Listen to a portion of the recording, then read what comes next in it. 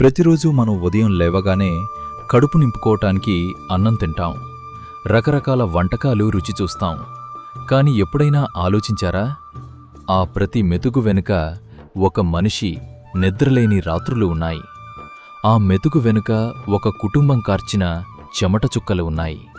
ఆ మనిషే మన రైతు. మట్టితో మైత్రి. మనకు రోడ్డు మీద కాస్త దుమ్ము పడితేనే ముక్కు మూసుకుంటాం. కాని రైతు తన జీవితాంతం మట్టిలోనే గడుపుతాడు. ఎండనక, వాననక, చలినక, రాత్రి పగలు తేడా లేకుండా పొలంలో శ్రమిస్తాడు. ఎదురుచూపుల పోరాటం. పంట విత్తనం వేసినప్పట్నుండి నూర్పిడి చేసే వరకు రైతు చేసేది ఒక పెద్ద యుద్ధం. ఆకాశం వైపు వర్షం కోసం చూసే ఆ కళ్ళు, చీడపీడల నుండి పంటను కాపాడుకోటానికి పడే ఆరాటం మాటల్లో చెప్పలేం. దేశానికి వెన్నెముక.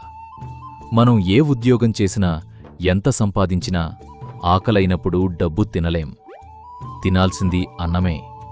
సమాజంలో ఎంతటి ఉన్నత స్థాయిలో ఉన్నవారికైనా ఆకలి తీర్చేది రైతు మాత్రమే. అందుకే రైతే దేశానికి వేశానికి వెన్నెముక అన్నారు.